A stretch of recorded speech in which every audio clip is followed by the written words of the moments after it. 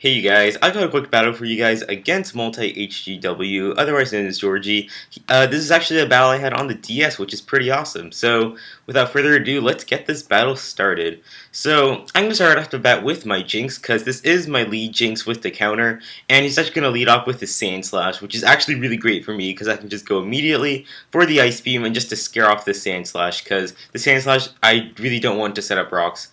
So he's going to switch out into Clefable. I'm just going to go for the Ice Beam. It's going to do a pretty good amount to the Clefable because I am running Modest, which is not going to be that helpful this match because Timid would have definitely mattered much more, as you'll see later on. But I do get a Lovely Kiss on this Clefable, and this Clefable, I believe, he told me was max HP, max special defense, so Ice Beam is doing a pretty good amount, but just in case he wanted to switch out, I decided to just go for one more Ice Beam since I'm pretty sure he's going to stay asleep, and then now I'm just going to go for this easy Psyshock to finish him off since Psyshock does calculate its attack based on the opponent's defense. So he's going to go into his Primate now, and I know I can pretty much take any hit from this Primate since I do have the Focus Sash and I can just fire back a counter if he decides to go for the U-turn.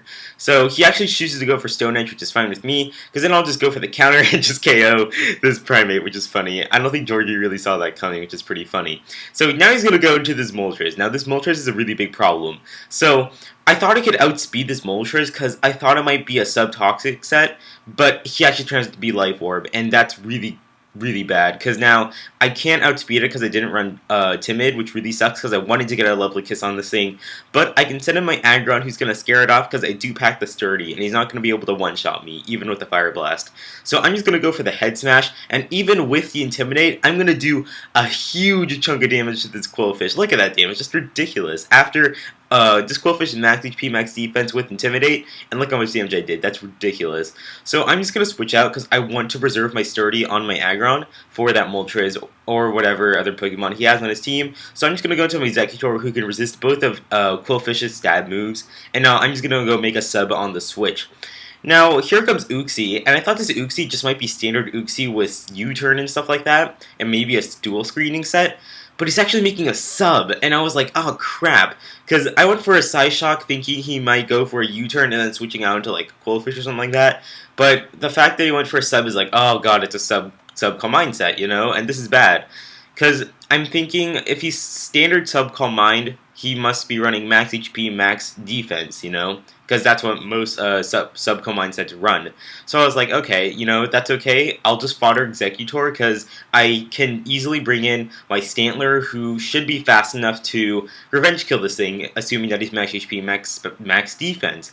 So he's just gonna keep going for a ton of Calm Minds. I'm just like, this is not good, but unfortunately I can't really, like, Exeggutor doesn't really have any other uses because of that stupid Moltres, so I'd rather just, you know, just leave Exeggutor in the die and just keep going for some Giga Drains, which looks really retarded. Like, because I actually have a Starf Berry on this Exeggutor, and basically what a Starf Berry does is that it kind of, it randomizes a stat that'll increase by 2 stages. So it's kind of a little bit lucky, and it's legal because you can actually get it. So it's not like a Slackberry or anything like that. So yeah, just slowly whittling down the HP.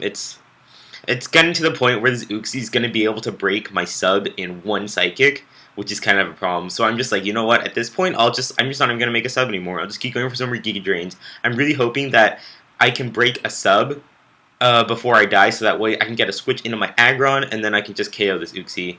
Or my Stantler, I meant. So, oh god, I hate this Uxie. Like, this really threw me off, too. Like, I really didn't see Sub-Calm Mind Uxie coming at all. So, pretty good, pretty cool set, Georgie.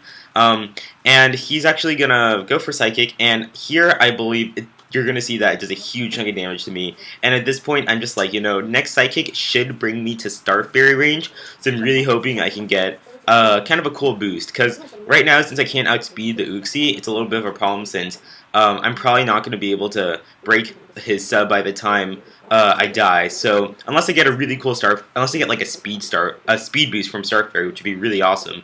So I'm kind of banking on that, which is a little bit risky because it looks like he has enough HP to make another sub too. So I am in Starf Berry range now.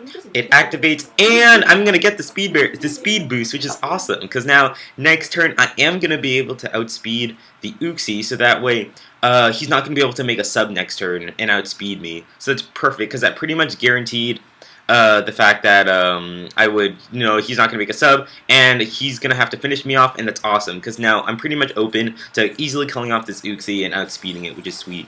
So I'm just going to go into Stantler, it's like Stantler, I can totally outspeed this Uxie, right? I don't think Uxies are that fast, So I go into my Prancer, so I'm just going to go for an easy frustration, but he outspeeds me, and I'm like, oh my god, you're running max speed! No! So I'm just like, oh my god, this sucks. So I just lost my Stantler for no apparent reason, which was really, really bad. So I'm going to go into my Aggron now, and my Aggron with the Sturdy is pretty much going to guarantee this Uxie's death.